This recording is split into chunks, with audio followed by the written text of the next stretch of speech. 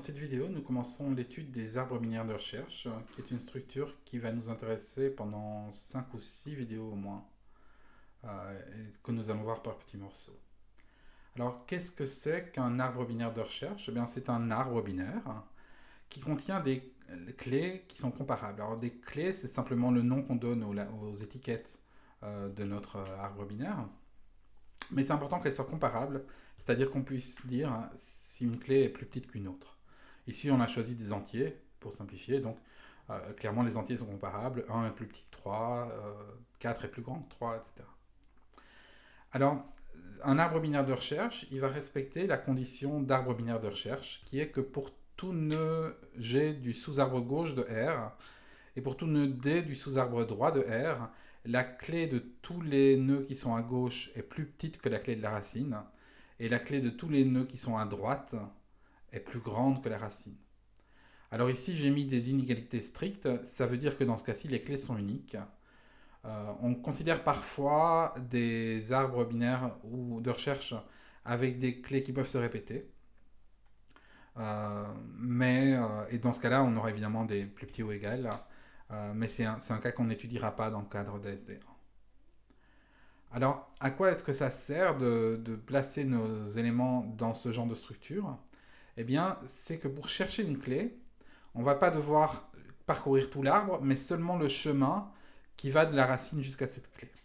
Parce que, essentiellement, à chaque fois qu'on va avancer dans notre arbre, on pourra comparer la clé qu'on cherche à la clé de la racine de l'arbre ou du sous-arbre qu'on considère, et décider si soit on a trouvé, soit si on doit aller dans le sous-arbre droit, soit dans le gauche, mais on n'a pas besoin d'explorer celui qui est du mauvais côté. Donc ça, c'est un gros avantage. Typiquement, un chemin, ce sera beaucoup plus petit que tout un arbre à parcourir. Et si notre arbre n'est pas trop dégénéré, donc s'il a l'air assez équilibré, alors on verra en détail ce que c'est que la définition d'un arbre équilibré, eh bien la complexité, elle sera typiquement logarithmique par rapport au nombre de clés. Et donc ça, c'est très intéressant. On aura une complexité logarithmique pour chercher une clé, mais on aura aussi une complexité logarithmique pour insérer une nouvelle clé ou pour supprimer une clé existante. Parce que, essentiellement, les algorithmes seront très similaires. Pour insérer un élément, eh bien, il faudra chercher l'emplacement où on s'attend à le trouver. Et quand on ne le trouve pas, eh bien, on créera un nœud à cet endroit-là. Et pour supprimer un élément, il faudra évidemment d'abord le chercher. Une fois qu'on a cherché, l'opération de suppression sera très locale et donc sera facile à faire. Alors, comment va-t-on représenter en mémoire nos arbres binaires de recherche? Essentiellement, ce sont des arbres binaires, donc on va devoir stocker.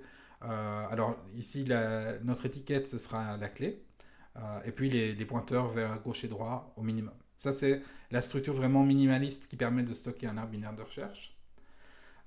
Parfois, on aura aussi une valeur associée. Alors, ce sera notamment le cas quand on fera ce qu'on appelle des tableaux associatifs, ou dans ce qu'on appelle la standard map dans la standard library. Essentiellement, la valeur, c'est la partie des données qu'on n'utilise pas dans la comparaison comme clé. Donc nos données qu'on va stocker dans notre arbre, on aura une partie des données qui servent à la comparaison, qui servent à trouver les éléments dans l'arbre, c'est ce qu'on appelle la clé. Et puis une partie qui ne sert pas à trouver les éléments dans l'arbre, c'est ce qu'on appelle la valeur. Évidemment, clé et valeur peuvent être des choses très compliquées. Ce qui compte, c'est que la clé est comparable et puis la valeur, on s'en fiche. Éventuellement, on va ajouter aussi un pointeur vers le nœud parent. Ça, c'est essentiellement si on veut itérer. Si on ne veut pas itérer, ça simplifie peut-être certaines opérations, mais ce n'est pas nécessaire. Et puis éventuellement, on verra que ça peut être intéressant d'ajouter d'autres éléments, comme la taille, donc le nombre d'éléments dans le sous-arbre dont le nœud est la racine, la hauteur, comme on l'a défini précédemment, et éventuellement l'équilibre ou la couleur. Alors ça sera l'équilibre, c'est quand on veut faire des arbres AVL, ce qu'on fera en ASD2. La couleur, c'est pour un autre type d'arbre équilibré que vous ne verrez pas, qui s'appelle les arbres rouge-noir. Et donc on a un bit pour représenter est-ce que le nœud est rouge ou noir. Ce sont les arbres qui sont utilisés par les STL pour standard set et standard map. Mais donc au minimum, on a besoin de la clé, d'un pointeur vers la gauche, d'un pointeur vers la droite. Et puis tout le reste est optionnel, mais a différentes utilités. Alors commençons par l'opération la plus fondamentale, qui est l'opération de recherche. Alors si on veut chercher un élément, eh bien, on va donc comparer, si je cherche par exemple l'élément 7, eh bien, je vais comparer 7 à la clé à la racine. Comme 7 est plus petit que 8, et comme mon arbre binaire de recherche respecte la condition d'arbre binaire de recherche, donc que toutes les clés dans le sous-arbre gauche sont plus petites que la clé de la racine, et toutes celles dans le sous-arbre droit sont plus grandes que la clé à la racine, eh bien forcément, si la clé que je recherche, 7, est plus petite que la clé de la racine, je dois chercher dans le sous-arbre gauche. Ensuite, je me retrouve au nœud 4. Je compare de nouveau la clé du nœud, donc 4, à la clé que je recherche, 7. Et je vois ici que je suis plus grand que la clé de la racine.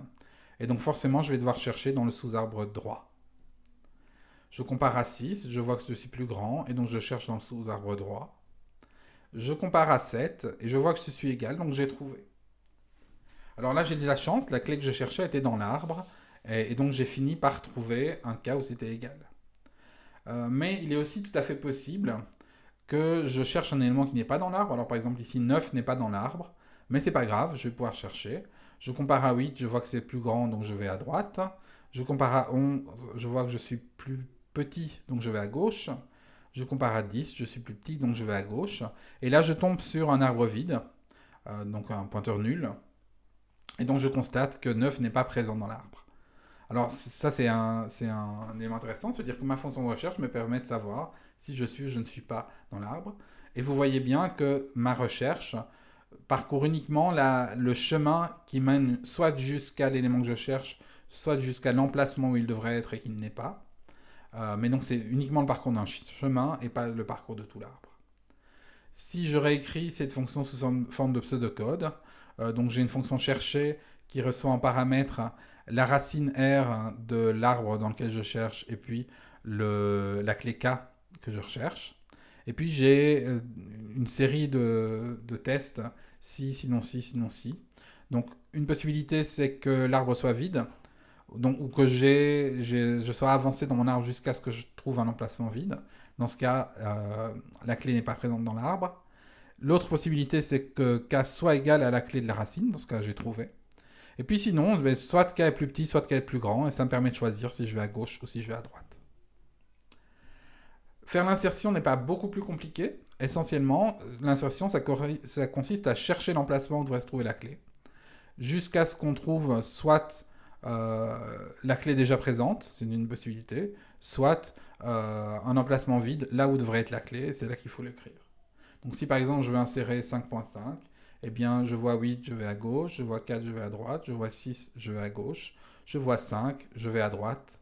Là il n'y a rien et donc j'insère à cet endroit-là. C'est exactement le même algorithme que pour chercher. Simplement ce qui change, c'est que mon algorithme de recherche me renvoie un booléen disant vrai ou faux, tandis que mon algorithme d'insertion, quand il trouve un emplacement vide, crée un nouveau nœud et le place à cet endroit-là. Donc le pseudocode ressemble énormément au pseudocode précédent. Ce qui change, ce sont les cas finaux. Donc les deux cas du bas, les cas généraux, ce sont les mêmes appels récursifs que précédemment. Mais par contre, si on tombe sur un nœud vide, eh bien, on crée un nouveau nœud avec la clé qu'on voulait insérer. Et puis si on tombe sur la clé qui était déjà présente, eh bien ça va dépendre du type de données que vous voulez mettre en œuvre. Soit vous allez signaler une erreur, soit vous allez simplement rien faire. Ça, c'est à choix. Notons que dans ce pseudocode, la racine est passée par référence parce que quand on trouve l'emplacement vide, il va falloir écrire dedans. Alors le plus simple en C++, c'est clairement de passer par référence, donc de passer un pointeur par référence. Mais on a vu quand on a étudié les listes qu'il y a beaucoup d'alternatives possibles qu'on pouvait utiliser. Alors une fois qu'on a notre arbre binaire de recherche, on peut évidemment le parcourir. Le parcours en profondeur classique va fonctionner évidemment, c'est un arbre binaire. Un parcours intéressant, c'est le parcours par clé croissante. Alors si on veut parcourir par clé croissante, ça veut dire qu'on va d'abord parcourir tout le sous-arbre gauche, puis la racine, puis tout le sous-arbre droit, puisque toutes les clés du sous-arbre gauche sont plus petites que celles de la racine, donc dans le parcours par clé croissante, il faudra d'abord les parcourir. Et puis toutes celles de sous-arbre droit sont plus grandes que la racine, donc on va les parcourir après la racine. Cette définition, évidemment, c'est la définition d'un parcours symétrique. Et donc, dans notre arbre binaire de recherche, on va avoir une fonction de parcours croissant et de parcours décroissant, qui toutes les deux font un parcours symétrique. Simplement, le parcours croissant fait d'abord la gauche, puis la racine, puis la droite, tandis que le parcours décroissant fait d'abord la droite, puis la racine, puis la gauche. Mais dans les deux cas, c'est un parcours symétrique dans un sens ou dans l'autre. Donc ça veut dire que dans notre arbre binaire de recherche, on a nos clés qui sont entièrement triées, hein, puisqu'une fonction de parcours en profondeur, qui est une fonction qui a une complexité linéaire par rapport au nombre de l'arbre, va nous donner tous les nœuds dans l'ordre croissant ou décroissant. Donc nos nœuds sont clairement triés entièrement dans notre arbre. Alors, avant de continuer sur des choses plus compliquées à faire avec nos arbres binaires de recherche, je vous propose deux exercices sur ce qu'on vient de voir. Le premier exercice, donc parmi les différents arbres que l'on voit ici, je vous demande le ou lesquels respectent la condition d'arbre binaire de recherche. La solution sera évidemment dans le fichier PDF annexé. Et puis le deuxième exercice vous demande de partir d'un arbre binaire de recherche vide, et puis d'insérer les valeurs suivantes dans cet ordre-là. Donc d'abord 6, puis 1, puis 3, etc. Et donc de dessiner l'arbre résultant. Vous verrez cet arbre dans le fichier PDF annexé.